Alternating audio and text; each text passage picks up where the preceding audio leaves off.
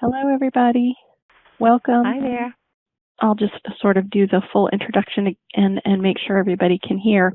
We are doing a webinar today on hopeless holds. Lise Keppler from Forsyth County Public Library has graciously agreed to do this presentation on her reports.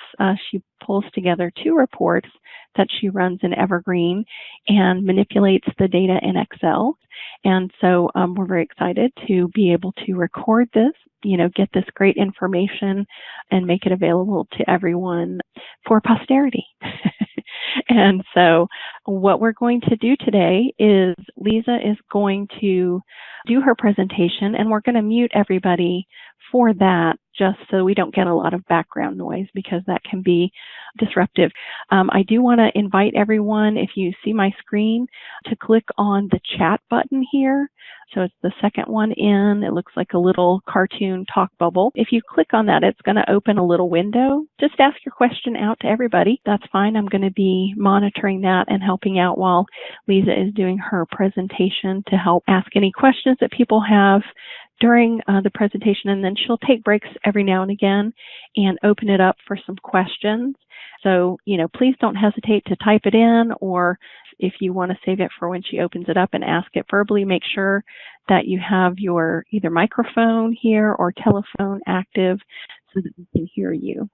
And folks can join us as they're able to. So it should be coming over your way, Lisa. Okay, it's asking me to accept, and I have done it. All right. That was the email that April had brought up, so I will go on to the presentation. And thank you, everybody, for being here.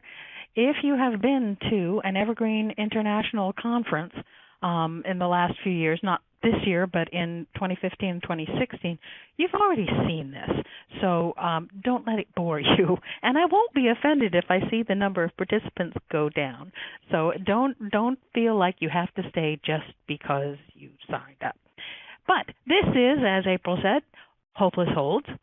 Our purpose in this is to generate a list of holds that our patrons have placed that aren't going to be filled. The idea is that good customer service says you either fill the hold or you let them know it's not going to come. It's just good courtesy, if nothing else. In the Evergreen reports that we run to create this, and there are 2 of them, we do ignore multi-type holds because they can be filled by so many different bib records, there's really no way to report on that. Now, once we have the list, we will go through what can I do with this list to try to get the holds either filled or canceled. So we're going to do this in 2 pieces. We're going to talk about the reports themselves, how to run them, how to combine them. And then after that, we're going to talk about what do I do with the results. So let's get started. I'm going to go ahead. Have not already, go ahead, Lisa. April. Sorry, I'm going to mute everybody. I didn't get a chance to do that, so I just wanted to stop you so everybody could hear you once the talk, the sound tells us that everyone's muted. So hang on just a sec. Okay, go ahead. I hope everybody can still hear me. It seems to have gone okay. All of my little signals look all right. Yes, I can hear you. Able to see, good, thanks. What you should be able to see is the screen for Report 1. There are 2 reports, as I said, and they are available, if you're an NC Cardinal member, they are available in the reports lists. So I'm going to show you where to find them before we get into the details. If you go to the reports module, you look at the shared folders and expand templates, expand admin, then expand centralized report templates. This is something that NC Cardinal maintains, and it's very kind of them to make it being so easy to find. The 2 hopeless hold reports are in the hold and transit templates list. And you will see that April put hopeless holds at the end of the titles of 2 templates. The first one up here is bibliographic records with no viable copies. The other one is holds after specified date, ignoring the meta holds. So that's where those report templates are. You are more than welcome to clone them to your own and tailor them however you like, but that's where they are. All right, so let's talk about the reports themselves. The first report, reports on the holds that your patrons have placed. We do have the patron data in it, last name, first name, barcode. You can add middle name if you want, whatever you like. This is data being pulled out of the report source called hold request. We can also pull in data about what they've placed on hold. We want the TCN, the title control number, the author and the title.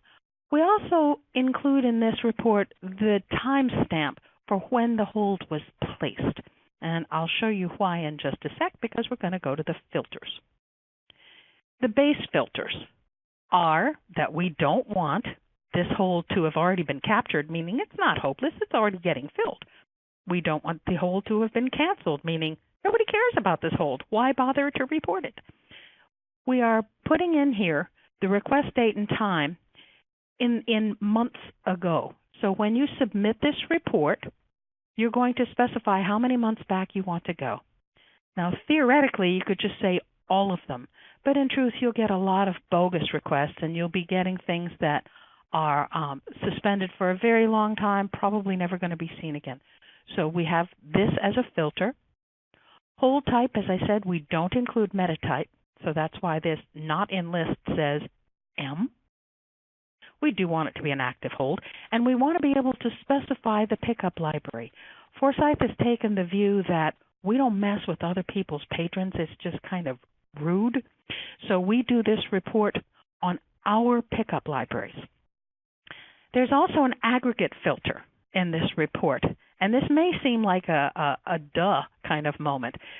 We have said there has to be at least one hold on the bib record. You'd think this wouldn't be necessary, but we found out the hard way that if you don't put this on here, the report doesn't work. So that's why it's on there. All right, let's go to report number 2. Report number 2 talks about the bibliographic records that don't have any viable copies. And what I mean by viable copies is a copy that could theoretically be used to fill a hold. So a reference copy isn't viable. An electronic item isn't viable. Something that is missing or lost isn't viable. So this report source, the hold copy ratio per bib source, has a lot of good information, but not enough detail to do it all for you. That's why we have 2 reports. So this report does have the TCN author and title for the bib record. It has the number of active holds, and it does show the volume owning library. This is kind of a bonus field in terms of this report. It isn't always necessary to have that information, but it can be useful for figuring out what's going on. So I left it in the definition of the report. This one also has filters. It looks for active holds, at least one, just like the last report. It doesn't work without it. And it looks for holdable copy count of 0, meaning nothing is going to fill this hold. Now, none of these are anything that you have to select when you submit the report. They are simply base filters for the entire report. Okay, I'm going to ask now if anybody has submitted any questions. April? No, ma'am, not so far. So I just reminded them that if they have any, to please ask. Okay. That sounds good. Well, this part's pretty easy because all you have to do is submit the reports. They're already built for you if you don't want to create them from scratch. All right, let's go see what the results look like. Here are the report outputs, and I have blanked out the last name of our patrons and their barcodes so that we can maintain some privacy for them. This is a run that was done last week. So this data is already partially processed, but the holds after specified date, the part that deals with the patron holds, you'll see what it looks like here. You've got last name, first name, barcode, all those things that we said were going to be on there. The bibliographic records, just like we said, there they are. However, there are a couple things that I want to point out before we get into what you do with this. The 2 things that are circled on report 1 are going to be critical to actually doing the work. So I just want to point them out. We're going to actually do the work, and you'll see it. In the bibliographic records with no viable copies, one thing that is critical, and it is written on the next screen, so you don't have to remember this, is that you have to sort this report. Evergreen does sort the report on column A, the TCN value, but the way Evergreen sorts is not the same way that Microsoft and Windows sort. So since we are using a Windows function on this, we have to sort it in the way that Microsoft sorts it. All right, I'm going to actually go in and show you. Here is the full report 1 from last week. You'll notice it's very, very long, 9,606 lines. I don't want to have to do a lot with that by hand. It's just too long. But I don't have to do anything by hand because of what I'm going to do with Excel. Here is the second part, the bib records one. We'll take a look at this column 1 and how things line up. Here's how you can see, okay, it's not sorted in the way that Microsoft is going to demand. I'm going to sort it by going to, oops, wait, stop. I just clicked something wrong. I want to sort this thing. And sort. I don't know if you can see this. I am getting, there we are. I'm sorry. I was getting participant bubbles and could not actually see the sort button there. All right, sort. You can, because this is column A, simply sort smallest to largest and watch what happens. You end up with the smallest number, true smallest number on top. That's what you want. All right, now back to here. Combining the reports. If you're really comfortable with Excel, this is going to be a no-brainer for you. You've probably already done it before. If you haven't used VLOOKUP before, don't let it scare you. It's really, really useful, and it's not really intuitive, but it's not hard. So I'm going to assume that you have access to this PDF file that April shared with everybody if you want it, and I'm going to show you how it works. So the first thing to do was to sort report 2 by column A. We did that. In report 1, it says to click on cell H1. This is the first empty cell on the first line of data. Don't want to do anything on the header line. That's no use. I want to be in the first empty cell on the first line of data. And I'm going to click this FX thing, insert function. This icon is the fastest way to get to this dialog box. Now, if you haven't used VLOOKUP before, it may not appear at the top of your list. Just type in the search for a function box, VLOOKUP, press enter, and there it is. Select VLOOKUP, click on OK. This brings you to the function arguments dialog box. In the lookup value box, you want to type D2. D2 is referring to the very first TCN, which is the key that we're going to be going to get the data from report 2.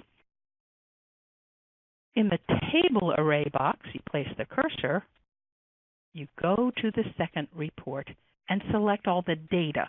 Be careful not to select the header row. Scroll all the way down, get the last real data. In the column index number box, type 4. What this is saying is that in report 2, I want the 4th column. It doesn't allow you to say D. I don't know why. Windows and Microsoft are baffling to me, but it doesn't.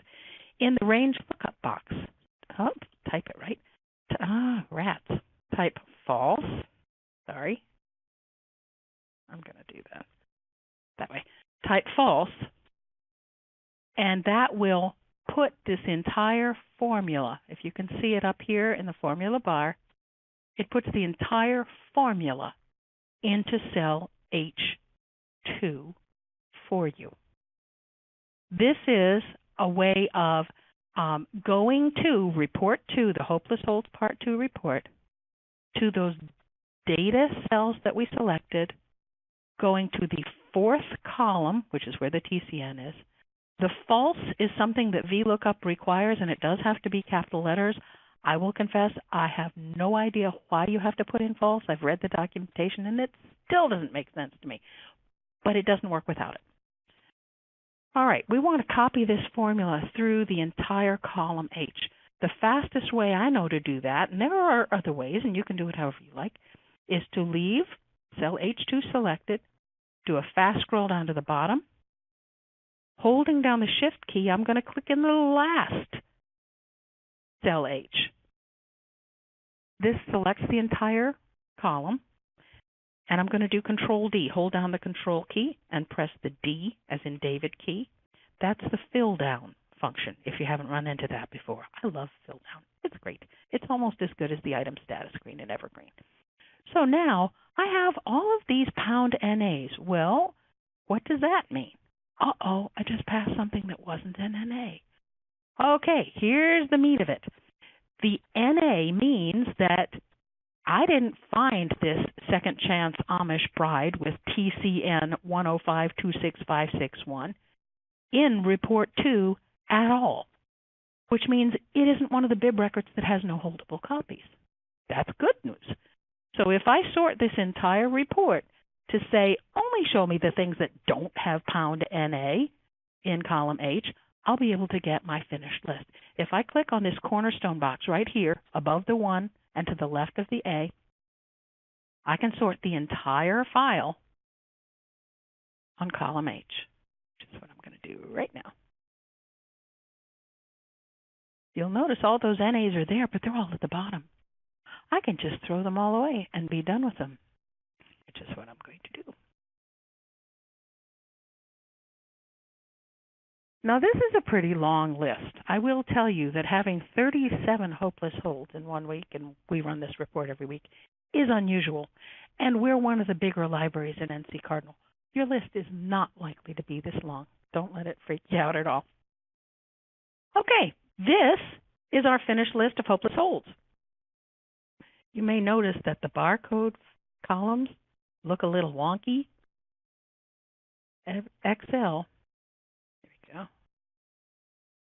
does strange things with long strings of numbers. So I'm going to say just expand it out. All right, so here are my hopeless holds. These are the holds that aren't going to be filled. So how am I going to deal with them? That's the second part of the presentation. So let's stop right now and see if there are any questions, comments, suggestions, ideas about the running of the reports or about the combining of the reports. So I'm going to unmute everybody and speak up with your questions if anybody has any.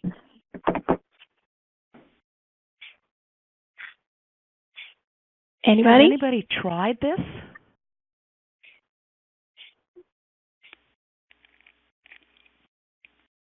Now, Jennifer, I know you know your way around this really well because you helped us develop this when you were at Forsyth. Has anybody actually tried this at their library system? This is Jennifer. Hey, you will be Hi. not happy to hear. Hey, our branches are doing something similar one by one, and I'm trying to get to the point to where I can identify who's doing it and who's not, and what we need to do. Because what I'm seeing from Runtime is you do it for all the branches still, right, Lisa? Yes, that's true. Okay, that's what I was looking at. So, which is what I need to do just to get a feel for what's left hanging out there that needs to clean up. When you do the Runtime Input, are you running for 6 months? I'm actually running for 12 months. And the reason that we do it for 12 months, we say go all 12 months back, is if a hold has been suspended, the time clock on when that hold is going to expire stops. So if at Forsyth, our library setting is that holds that aren't filled in 8 months go away. So we expand that because if a hold has been put into suspension, somebody's gone on deployment or they went away for the summer, then their 8 months stopped counting. Or they just got enough to read already? Yeah, that too. That's great. Well, that's the deal, because we're looking at, like I said, just implementing here centrally instead of branch by branch. They're pulling all of their holds reports. I think some of them they're actually on top of it, and they're looking at all of their holds that are after so long, of course, and I think this would be so much quicker. Yeah. But we have to. Well, I will say that normal weeks here at Forsyth tend to be between 15 and 25 hopeless holds. To have one this big really is quite unusual. So for a smaller library, it wouldn't be a huge amount of work, I don't think. Yeah, me either. I think it's wonderful. Thanks, Lisa. Thanks.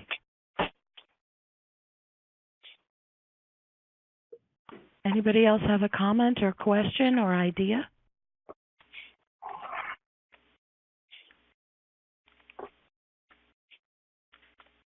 Okay, April.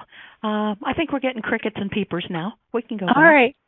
Well, mute everybody again and let you move on. Okay. What I just scrolled past, by the way, was the instructions of what we did and the description of the finished report. All right, so now we're going to talk about what do I do with the results. As we said at the beginning, the idea is to get your patron what they asked for if you can, and if you can't, to let them know. We actually do get thank you notes from patrons, which is kind of bizarre. Librarians don't normally get thank you notes, so that's kind of nice. It's a good feeling. But we get people saying, I'm just glad to know. It could have sat there for years, and I would never have known what happened. And so it's a courtesy thing. It's customer service. All right, so what we want to do is find out which ones can we salvage and which ones can we not. We're going to be searching by author and title for other bibliographic records that may be able to satisfy the hold. One real big caveat on this, make sure it's the same format. If somebody has asked for a large print book, they need it in large print. If somebody really wants something in VHS because they have a VCR, then sending them a DVD probably isn't going to work. They need to be the same format, and they need to be the same content. So we'll be talking about that as I show you a couple of examples. I am going to say there are two ways to salvage a hold that can be filled. One of them is to merge duplicate bibliographic records. I'm not going to go into that in detail today. That's something that you need to have the correct cataloging permissions for, and you need to have some training. Merging bibliographic records is something that doesn't have an undo button. Once it's merged, it's merged. And so this is not something to take on lightly. And the NC Cardinal Cataloging Task Force has been designing training classes for cataloging. This is an advanced technique in cataloging. I think the training courses will be what you need to get prepared to do merging of bib records, but I'm not going to show you that today. What I am going to show you is where it says if merging is not appropriate, transfer the whole to another record. I'm going to show you that. So I have a couple of possibilities here. If I go to my finished report, let's take the first one. It's called Hearsay, and it's by Donald Rivera. I've got a couple of choices. I can put in Rivera, Donald, Hearsay, and see what comes up. This is going to bring up everything that has those 4 search terms in it. Well, I've got 12 hits, and this isn't helping me very much. Look, there's Hearsay English, Italian, Spanish, French. Well, which one is it? If I go back to my report, I have a TCN of 3707548, but on my hit list, I can't tell it. Here's another suggestion. I'm going to just copy that real quick.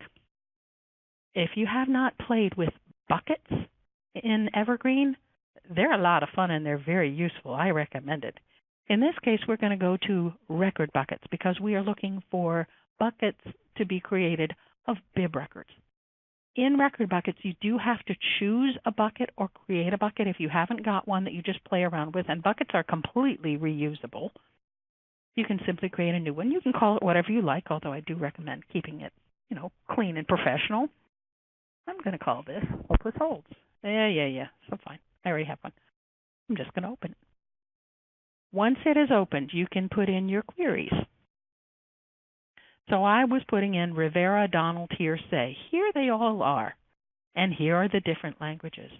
If you recall, the TCN was 3707548.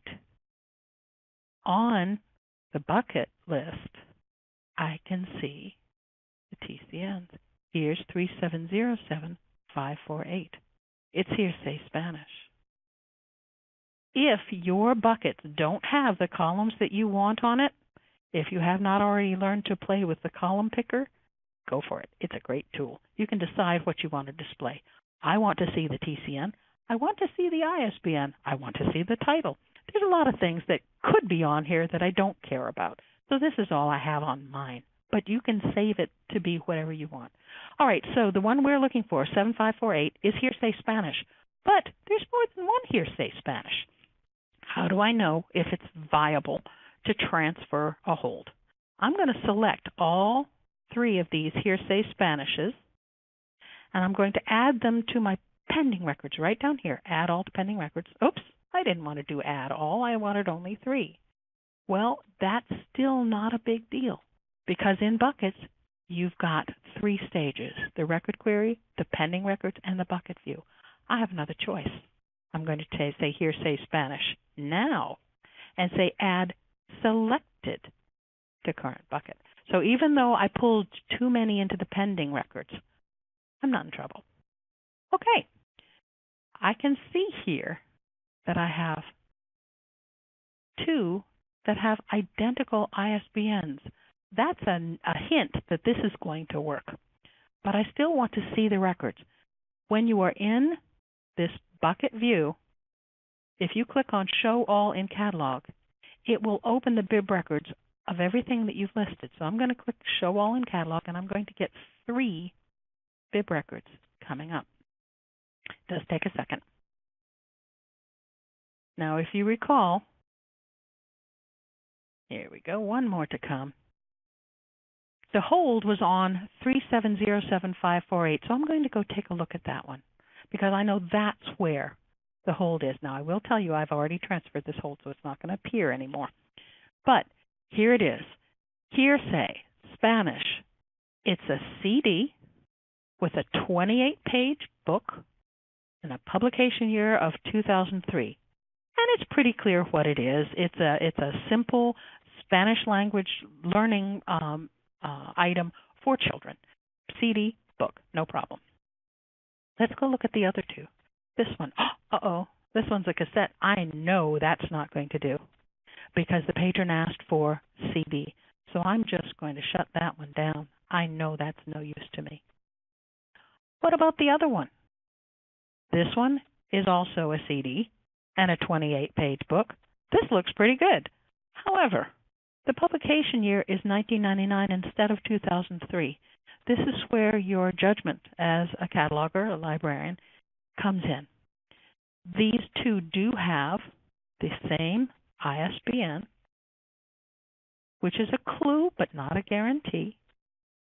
However, in a case like this, it is highly likely that the content is identical.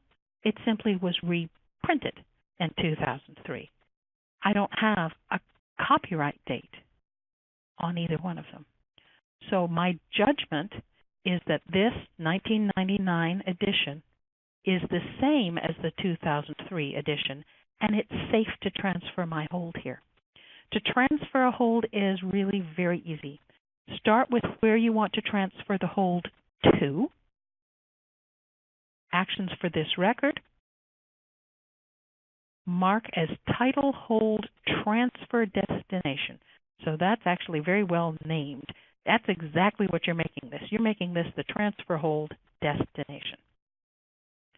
Go back to where you're getting the hold from. And this one, because the hold is already gone, you won't be able to see it, but I would go to Actions for this record, View Holds. You could theoretically transfer every hold from one record to another. I don't recommend it. I recommend that you go to an actual hold list and transfer the individual hold. If I go back to where I already transferred this hold to, I can go to the View Hold screen and see Danette. That hold already has a current copy. if I had wanted to transfer it, I could transfer it again. I don't want to transfer it again. It's happy. It's already got a targeted hold. But that's how we can do it. I'm going to show you another example of this. I had a second run that I did this morning of my hopeless holds. I'm going to take these out. And I'll tell you, I came up with a hold on My Antonia.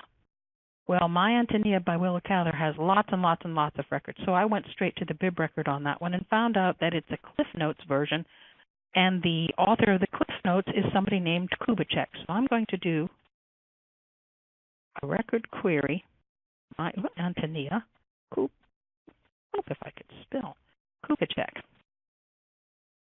All right, there are two. They are slightly different. Two different authors, different years. But I want to go see these, so I'm going to go to display them in the catalog by selecting the two and saying Show All in Catalog. So this is a way for you to see it in action. Here is where my hold is. I happen to know that this is the right one. 4144 is the record that has my hopeless hold on it. The other one has Susan Van Kirk listed first, but it does have David Kubitschek second. This is a 2000 copyright. The one where the hold was a 1997 copyright. I'm making the judgment in this case that the newer Cliff Notes will do to fill the hold. You'll notice that the one that the hold is already on, the only copy is missing. So I'm going to do what we said before. I'm going to mark this as the title hold transfer destination. It confirms it.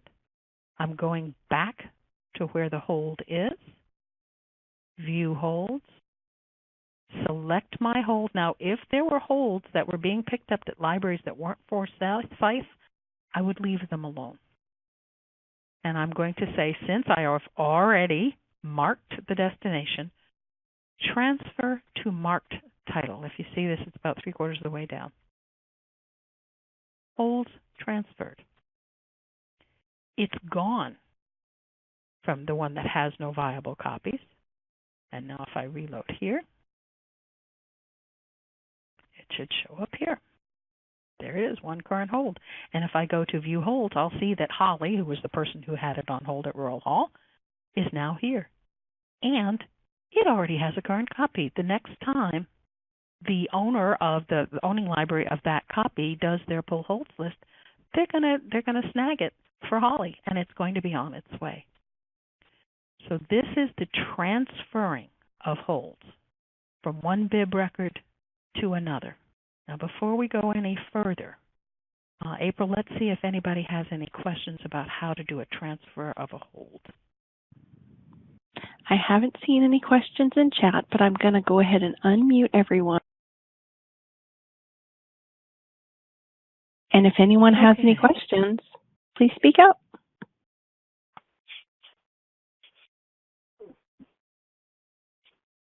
Okay. All right. This is proving to be pretty easy. A fantastic job of explaining that. Thank you for having such great examples. Well, I'll go have something that we could do. Yeah, you did great. I'll go ahead and mute everybody while you finish up and continue on with what you're doing. All right, I'm going to show you what happens when there is no place to transfer a hold to. I've got another one that's no good, and this is, I think, on the list that I already did. If I do Cellophane Creations,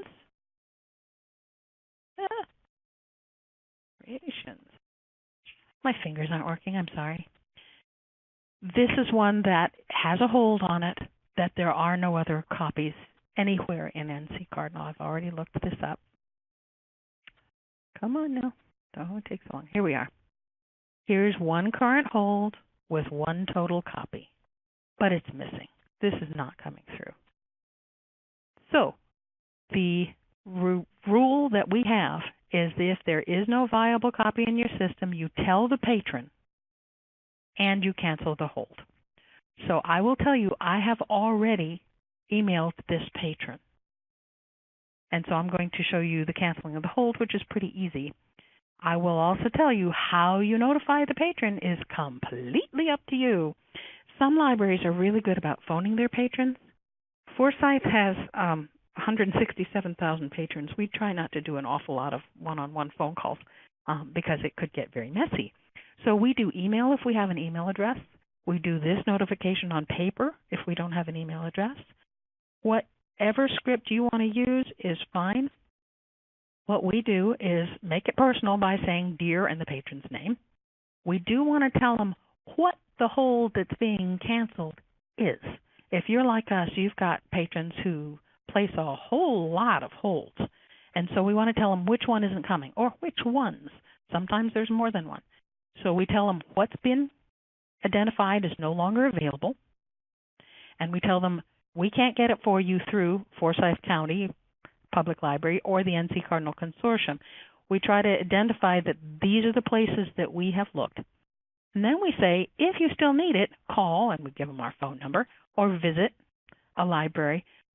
We at Forsyth use ILL through OCLC's WorldShare, and so for some things we will be able to get this material for the patron through ILL. We may also want to talk about other options to place holds. For example, if somebody wants books on how to build birdhouses, maybe they don't really care that it was this one book that they placed on hold. We have lots of other books about building birdhouses, and we can suggest one. We might even be able to suggest one that's right there on the shelf, and they can take it home right now. So we try to make it easy for the patron to go through another method to get the information they're looking for. And then, of course, we apologize for any inconvenience because librarians are so polite. So this is the script we use, but we still want to cancel the hold. And the reason for that is you don't want it to keep showing up when it's never going to appear. So you go back to the holds list to view holds, select the hold you're canceling, actions for selected holds, and down near the bottom is cancel hold. It does bring it up that there are choices on the reasons for the hold being canceled. And yes, this is staff forced, so that's the default. And what I normally say is no longer available in consortium. Click on yes. And it's gone. And now it's not going to continue to show up. Since we run the Hopeless Holds once a week, it's not going to show up this Friday or ever again because it's now out of the way. And that's the purpose of doing the cancellation, is to get it gone. It's good housekeeping. Okay. My last screen for you is optional tracking. We keep track of our hopeless holds. Number one, it looks good to the boss. And so we love that because at the end of the year, we've been able to tell the administration here at Forsyth County, yeah, we cleared up over 1,000 hopeless holds this past year. That's good customer service. It makes them happy. It makes us happy. It's great. You can also spot some trends. You'll notice on this list that is the long list for the last week's run, that there are some people who have multiple holds. For example, Stefan, right down here, he is known for placing holds on music. Well, by keeping track, when Stefan calls the branch library where he likes to go, and they call me saying, well, Stefan's here and he's asking about this hold and he was expecting it to come in, I can go back and say, we told Stefan that one wasn't coming. We sent him an email on September 8th. I keep track of how I notify them. Email, snail mail, whatever. When we have to, we'll do it on paper, but email is much faster, obviously. Other things that we can spot from just doing this on a regular basis. You'll notice this line 15, Marilyn placed a hold on Francine Pascal, Sweet Valley High, number 25, Nowhere to Run. Well, Marilyn likes Sweet Valley High and places a lot of holds, and by the virtue of the fact that she has done a bunch of them, I've gotten familiar with the fact that Sweet Valley High doesn't always appear in the title, and Francine Pascal isn't always listed as the author. It can be Kate Williams. So when I see one from Maryland, I think, I wonder if this is a Sweet Valley High. And when I go looking for other bib records that might fill it, I'm not so particular about putting Sweet Valley High in the title. or using Francine Pascal as the author. I might simply look for, in this case, nowhere to run. Might bring up too much, but if I'm using copy buckets and I see Kate Williams as the author, for example, I'll say, that's Sweet Valley High, and I'll go look for it. So being able to spot trends can be helpful, especially if you're doing it for your entire system and you're doing it on a regular basis. It can be easy to get familiar, and it gives you a sense of knowing your patrons a little better. And as I said, being able to document that you've done this work is nice when it comes time for your performance appraisal. That's actually all the information I have to share today, and I would be very happy to answer any questions, listen to any suggestions, or hear anything else you'd like to say. If April could unmute, please. I sure will. Lisa, I was just going to say that this would also give you an opportunity to look at purchasing. If you see maybe patrons are asking for the same book and it's showing up on your list and it's not in the consortium, then it might be something a system decides they want to buy for their patrons. That's an excellent point. An excellent point. And you can get information about that from the report number 2 as well. Remember I said it's not necessary to have the volume owning libraries on there? But if you see a whole bunch of owning libraries, for example, you should be able to see right now, Judy Dunn's The Little Goat. Well, there were 4 different owning libraries, but there aren't any holdable copies left. Might be time for somebody to buy a copy of The Little Goat. Right. So you're absolutely right. This can be a collection development tool. Lisa, this is really useful. This is really great. Good. Glad you like it. Yeah, I think you did a great job of showing a lot of different ways to use Evergreen that aside from just hopeless hold. So, the information about using the buckets to search and everything is really good. I'm so glad we have this recorded.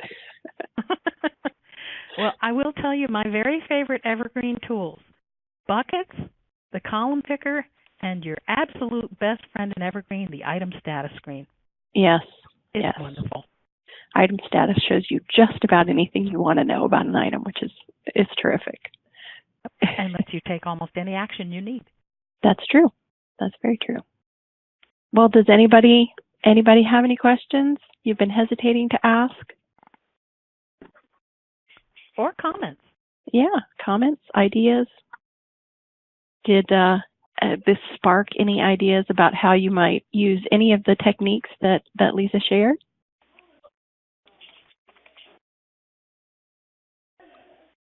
Well, I know it's Tori's question. Yes, Tori's well, there's asked a question. Yes, Tori, there is going to be a video, and so I'm going to be reformatting this in a way that I can publish it. I did publish the reports one from last week, and so this will also be available on YouTube and on our NC Cardinal page. So it will be there, and the PDF that Lisa is using here is already there, and so you can find it. I did send the link yesterday, and so you can find the PDF. It's also embedded in the report itself. So both of those hopeless holds reports have this documentation embedded, and it will actually bring it up in Evergreen. So you can follow along as you work on your reports. That's a nice feature that was added in Evergreen just a couple of iterations ago, and so this was a great opportunity to put that to use. Oh, good. Yes, comment, fantastic information from a fantastic trainer. Thank you, Lisa, and that's terrific. Yes, you did a fantastic job. So thank you so much, Lisa, for doing this for us. I know that a lot of people are going to take advantage of this technique, and so we really appreciate your time. Well, thank you all for your attendance, and I will take one last second to say thank you to NC Cardinal. This has been a remarkable tool for Forsyth and for every member library that joins. NC Cardinal has allowed so many public library patrons access to materials they would never have been able to get. And I'd like to say a special shout out to Tanya Prokrim, who was so instrumental in setting NC Cardinal up and for helping it grow. I know that, Benjamin, you're going to do a wonderful job taking on NC Cardinal's leadership, and it's going to just get better and better. But the NC Cardinal staff has made library services to public library patrons so much more effective and so much less expensive. So on behalf of Forsyth County, thank you. Well, thank you, Lisa. That's very kind. And I mean, the libraries themselves are what make all this possible. And so thank you very much. You guys do so much for your patrons, and we really appreciate the opportunity to help out in a small way with that. So thank you again for doing this presentation, and we do wish you the very, very best in retirement. So thank you. Hope you enjoy yourself, and thank you for taking the time to do this before you go and leave us all. My pleasure. We hope you come back and visit. So thanks everybody for attending. We really appreciate your time as well, and the recording should be available in the very near future. So be on the lookout for that. Bye-bye. Bye-bye.